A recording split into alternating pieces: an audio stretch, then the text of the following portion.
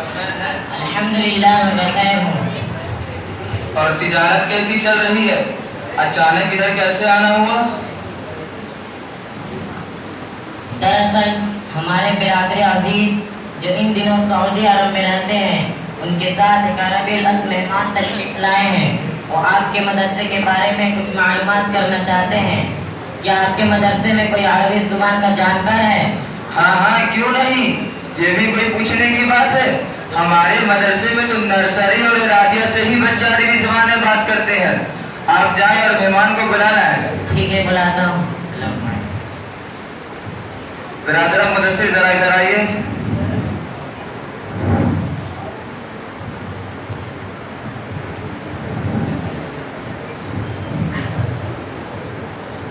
السلام علیکم ورحمۃ اللہ وبرکاتہ۔ وعلیکم السلام ورحمۃ اللہ وبرکاتہ۔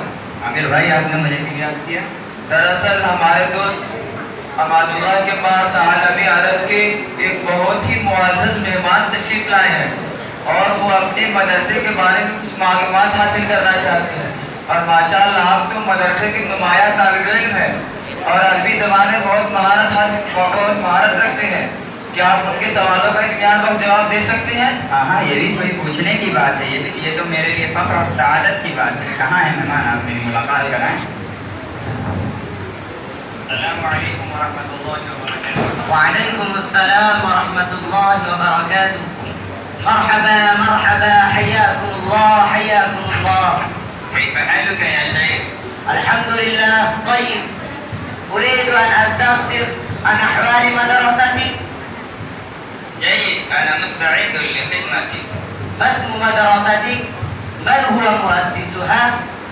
اسم مدرستي تحفيظ القرآن سمنثورة راجبازا بدرة. أسسها فضيلة الشيخ السيد نظام الدين أمير الشريعة السادس سابقا لولاية بهاد أوريسا وجارقند، رحمه الله رحمة واسعة، وكبار من العلماء الربانيين.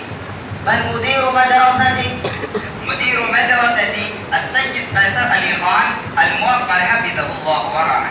كيف مدرستك؟ مدرستي صغيرة ولكنها شهيرة.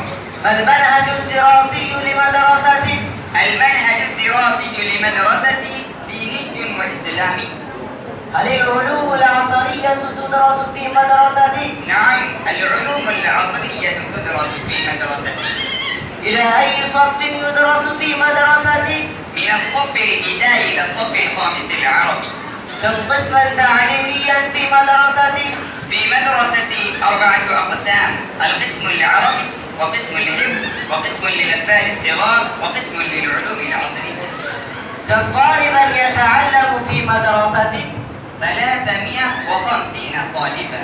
كم أستاذا في المدرسة؟ 16 أستاذا. كم ميزانية سنوية لمدرستي؟ زهاء 5 ملايين. الله أكبر! كيف تتم هذه الميزانية الكبيرة؟ لأن المخيرين لا يزالون يدعون الله ويتبرعون طول السنة في مدرستي، لا تقبل أي مساعدة من الحكومة. ما شاء الله، وجدت المدرسة ومنهجها أحسن ما كنت أتصور وفوق ما يرجى ويؤمل، ونتمنى لها مزيدا من التقدم والنجاح، وسوف أتشرف بإعانة المدرسة ومساعدتها بقدر ما أستطيع إن شاء الله. جزاك الله أحسن الجزاء. إلى اللقاء. السلام عليكم ورحمة الله وبركاته. وعليكم السلام ورحمة الله وبركاته.